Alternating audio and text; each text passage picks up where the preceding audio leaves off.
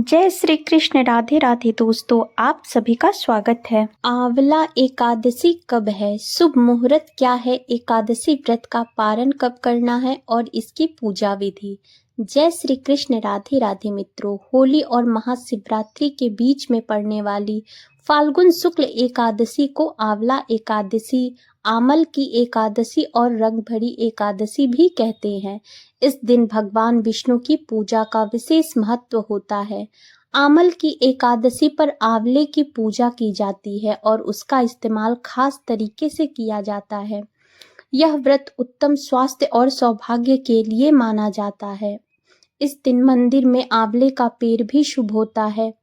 मान्यता है कि आंवले के वृक्ष की पूजा, उसका सेवन करने से अच्छा स्वास्थ्य और भाग्य मिलता है।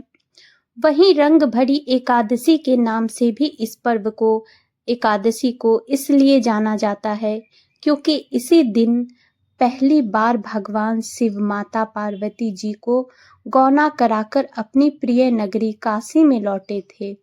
तब भक्तों ने खूब धूमधाम से रंग गुलाल उड़ाकर उनका स्वागत किया था। काशी में आज के दिन बाबा विश्वनाथ जी का विशेष श्रृंगार भी किया जाता है। इसीलिए इस एकादशी पर भगवान शिव, माता पार्वती और भगवान विष्णु के साथ माता लक्ष्मी जी का विधि विधान से पूजन करना चाहिए।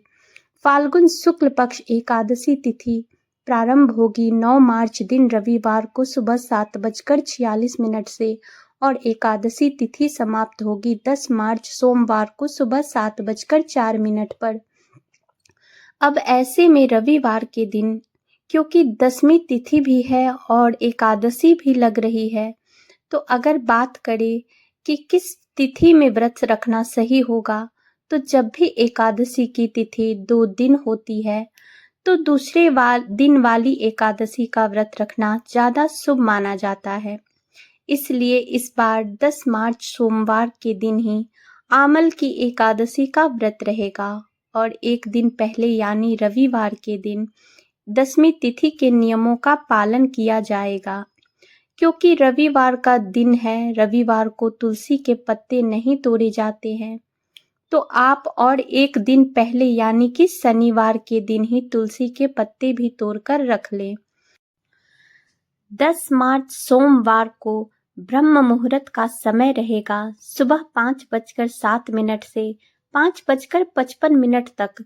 सूर्योदय होगा सुबह 6:04 पर, सूर्यास्त होगा शाम 6:30 पर। प्रातः ब्रह्म पूजा का मुहूर्त रहेगा सुबह 7:04 से 8:51 तक। इसके अलावा आप ब्रह्म मुहूर्त में भी पूजा कर सकते हैं। शाम की पूजा का शुभ मुहूर्त रहेगा 6:24 से 7:09 तक और राहु काल का समय रहेगा सुबह 7:30 से 9 बजे तक। इस बार एकादशी के दिन सर्वार्थ सिद्धि योग सुबह 6:36 से लेकर रात 12:51 तक रहेगा।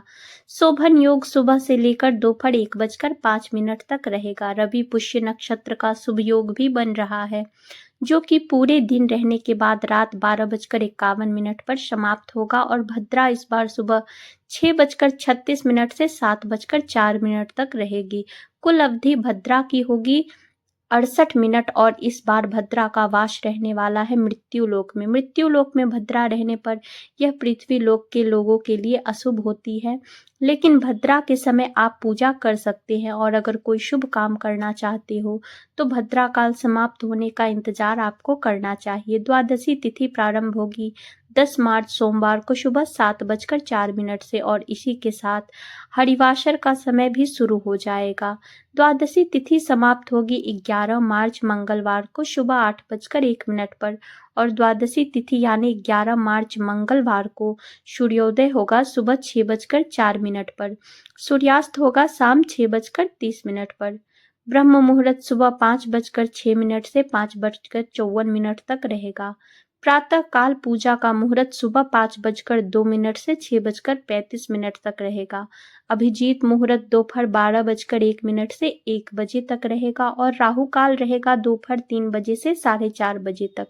हरिवासर का समय 10 मार्च सोमवार को यानी एकादशी व्रत वाले दिन ही दोपहर 1 बजे तक समाप्त होगा। तो हरिवासर जब तक रहता है तब तक व्रत नहीं खोलना चाहिए।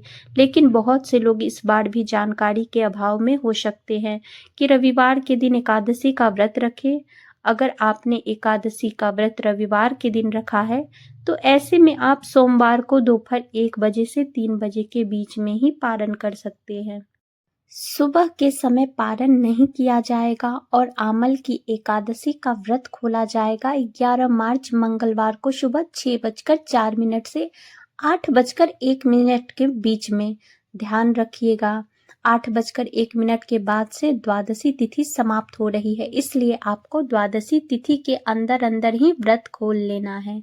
दोस्तों, अगर वीडियो अच्छी लगी हो तो वीडियो को लाइक और चैनल को सब्सक्राइब जरूर करें। मिलते हैं अगली वीडियो में, तब तक के लिए बाय बाय।